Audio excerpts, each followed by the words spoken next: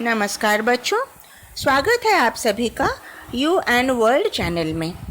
आज हम पढ़ेंगे नेशनलिज्म इन इंडिया पार्ट 4। इसमें हम पढ़ेंगे सिविल डिसोबीडियंस मूवमेंट। इसको सॉल्ट मार्च या दांडी मार्च भी कहते हैं। हिंदी में इसको कहते हैं सविनय अवज्ञा आंदोलन, नमक आंदोलन भी कहते हैं या दांडी यात्रा। ये आंदोलन हुआ था 1930 में, 1930 में हुआ था गांधी जी के नेतृत्व में। सबसे पहले इसका बैकग्राउंड समझ लेते हैं, है ना। बैकग्राउंड मतलब किस सिचुएशन में ये आंदोलन हुआ था। जैसे नॉन कोऑपरेशन मूवमेंट का एक बैकग्राउंड था, वो बैकग्राउंड क्या था याद है? वो बैकग्राउंड था रावलेट एक्ट और Jallianwala Bagh incident. Rowlatt act और जालियांवाला बाग इंसिडेंट के ऊपर मैंने अलग वीडियो बनाई है, वो है नेशनलिज्म इन इंडिया पार्ट 2। जिन्होंने अभी तक नहीं देखी देख लेना। सिविल डिसोबीडियंस मूवमेंट का भी एक बैकग्राउंड था। नॉन कोऑपरेशन मूवमेंट के विड्रॉल के बाद कांग्रेस के लीडर्स के बीच में मतभेद शुरू हुआ।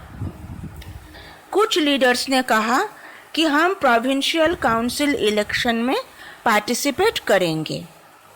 काउंसिल के अंदर जो ब्रिटिश लोग गलत पॉलिसी कर रहे हैं उनका अपोज करेंगे, उनमें रिफॉर्म लाना ज़रूरी है। ये लोग लिबरल्स और मॉडरेट्स थे। ओके, इनको कहा जाता था लिबरल्स और मॉडरेट्स। काउंसिल इलेक्शन में पार्टिसिपेट करने की बात इन्होंने सोची और इस बात को ज़्यादा फोर्स लगाने के लिए CR दास और मोतीलाल नेहरू जी ने कांग्रेस के अंदर स्वराज पार्टी फॉर्म किया, स्वराज पार्टी। लेकिन कांग्रेस के अंदर कुछ यंग लीडर्स ऐसे भी थे जिनको रेडिकल्स कहा जाता था।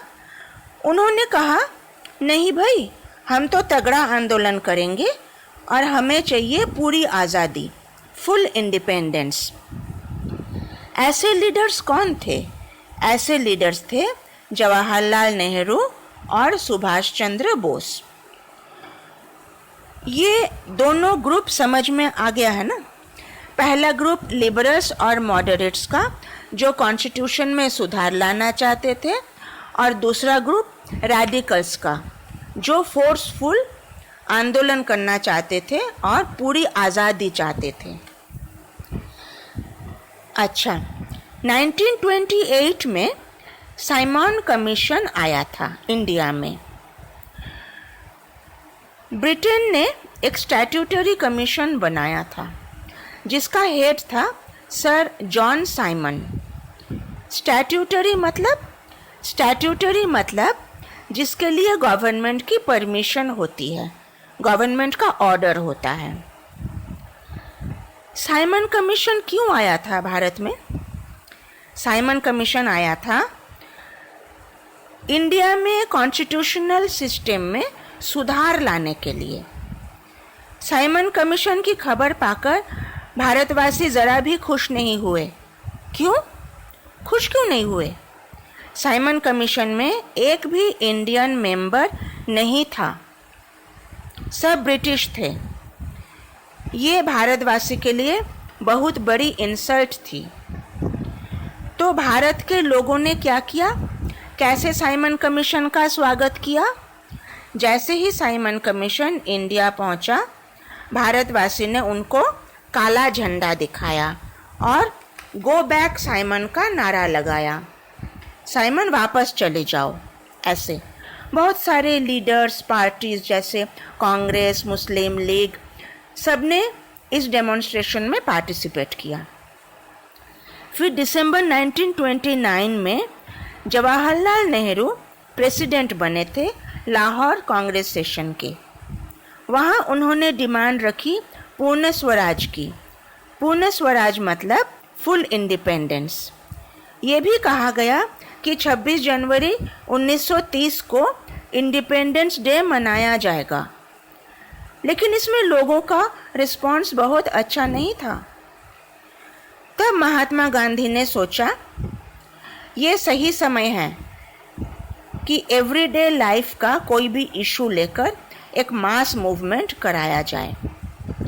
यहाँ शुरू होता है civil disobedience movement. Mahatma Gandhi ने नमक को मूवमेंट का इशू बनाया। गांधी जी ने सोचा कि नमक एक ऐसा पावरफुल सिंबल है जो कि पूरे देश को यूनाइट कर सकता है। नमक अमीर गरीब हर कोई खाता है और ये हमारे भोजन का एक अभिन्न अंग है। इस नमक पर ब्रिटिश गवर्नमेंट ने टैक्स लगाया और इसके प्रोडक्शन पर मोनोपोली कर दिया। अच्छा, ये प्रोडक्शन पर मोनोपोली का मतलब क्या होता है? प्रोडक्शन पर मोनोपोली का मतलब है कि कोई भी भारतवासी नमक मैन्युफैक्चर नहीं कर सकता, नमक प्रोड्यूस नहीं कर सकता। तो गांधी जी ने एक लेटर लिखा। किसको? अरविंद को। अरविंद उस समय इंडिया का वाइसरॉय था। ये लेटर गांधी जी ने लिखा था जनवरी 31, 1930 को, 31 जनवरी 1930 को। इसमें 11 डिमांड्स मेंशन्ड थे। Okay, 11 demands. उनमें से एक था ये नमक वाला डिमांड। ये एक अल्टीमेटम था। इसमें क्लियरली ये लिखा था कि अगर 11 मार्च तक ये डिमांड फुलफिल नहीं हुए तो Congress civil disobedience movement launch करेगा। अरविंद ने डिमांड फुलफिल नहीं किए। तब गांधी जी ने 78 वॉलंटियर्स को लेकर फेमस सॉल्ट मार्च शुरू कर दिया। कब? 12 मार्च 1930, 12 मार्च 1930। ये सॉल्ट मार्च साबरमती आश्रम से लेकर दांडी तक हुआ था। 240 माइल्स का डिस्टेंस। इन लोगों ने 24 दिन तक वॉक किया। 24 डेज। 24 दिन मतलब एक दिन में कितना हुआ? 10 माइल्स, है ना। हजारों की संख्या में लोग आए और सॉल्ट मार्च का हिस्सा बन गए। 6 अप्रैल को वे लोग दांडी पहुंचे। वहां जाके गांधी जी ने नमक कानून को तोड़ा, सॉल्ट लॉ को तोड़ा। कैसे? उन्होंने सी वाटर लेकर उसको बॉयल किया, समुद्र के पानी को लेकर उबाला और सॉल्ट मैन्युफैक्चर किया। ये बात इतनी लोकप्रिय हो गई कि हजार लोग सॉल्ट मैन्युफैक्चर करना शुरू करने लगे। ब्रिटिश गवर्नमेंट की सॉल्ट फैक्ट्री के सामने जाकर सॉल्ट मैन्युफैक्चर करने लगे। ये मूवमेंट चारों तरफ फैल गया। इतना फैला कि लोग विदेशी कपड़े बॉयकॉट करने लगे, शराब की दुकान पिकेट करने लगे। गांव में किसानों ने टैक्स भरने के लिए मना कर दिया। विलेज ऑफिशियल्स ने रिजाइन कर दिया। जंगल के लोगों ने फॉरेस्ट लॉ को तोड़ दिया और रिजर्व फॉरेस्ट में जाके गाय भैंस को चराने लगे और लकड़ियां लाने लगे। इतना ज़्यादा विद्रोह फैल गया कि ब्रिटिश गवर्नमेंट को चिंता होने लगी। तब ब्रिटिश गवर्नमेंट ने क्या किया? कांग्रेस लीडर्स को एक एक करके अरेस्ट करना शुरू किया। जब अब्दुल गफ्फार खान अरेस्ट हुए, जनता गुस्से में आकर पेशावर स्ट्रीट पर डेमोन्स्ट्रेशन कर रहे थे। तब पुलिस ने उन पर गोलियां चलाई, बहुत लोग ख़त्म हो गए। फिर 1 महीने के बाद जब गांधी जी अरेस्ट हुए, शोलापुर के इंडस्ट्रियल वर्कर्स ने पुलिस पोस्ट पर अटैक किया और म्यूनिसिपल बिल्डिंग्स, कोर्ट और रेलवे स्टेशन में भी अटैक किया। पुलिस ने इस विद्रोह को बहुत ही कठोरता से दबा दिया। विद्रोही जनता को बेरहमी से मारा, शांतिप्रिय सत्याग्रही पर अटैक किया, लेडीज और बच्चों को मारा। 1 लाख के करीब लोग अरेस्ट हुए। इस समय क्या हुआ? इस समय महात्मा गांधी ने मूवमेंट बंद करवा दिया और अरविंद के साथ एक एग्रीमेंट में साइन किया। इसको गांधी अरविंद पैक्ट कहते हैं। ये कब साइन हुआ था? ये साइन हुआ था 5 मार्च 1931।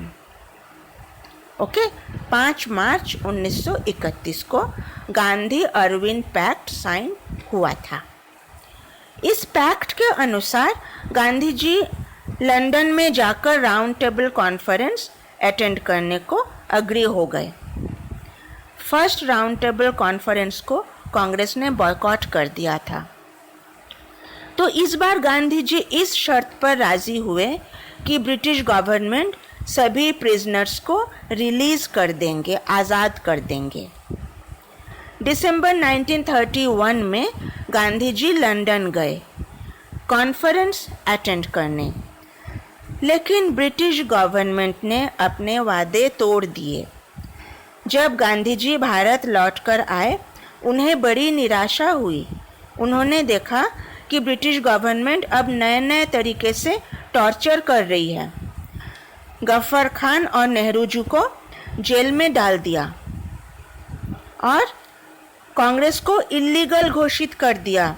मीटिंग, डेमोन्स्ट्रेशन, बॉयकॉट, इनको रोकने के अलग अलग तरीके अपनाए गए। तब गांधी जी ने दोबारा से सिविल डिसोबीडियंस मूवमेंट शुरू कर दिया। लगभग 1 साल तक ये मूवमेंट चला। फिर धीरे धीरे 1934 तक इसकी गति धीमी पड़ गई। सिविल डिसोबीडियंस मूवमेंट क्या सचमुच एक देशव्यापी आंदोलन था? क्या इसकी कोई लिमिटेशन भी थी? क्या ये एक सफल मूवमेंट था? ये हम जानेंगे अगली वीडियो में। ये वीडियो अगर आपको अच्छी लगी तो इसे लाइक करना, अपने दोस्तों के साथ शेयर करना, मेरे चैनल को सब्सक्राइब करना। तो बच्चों, मिलते हैं अगली वीडियो में। Good bye, take care.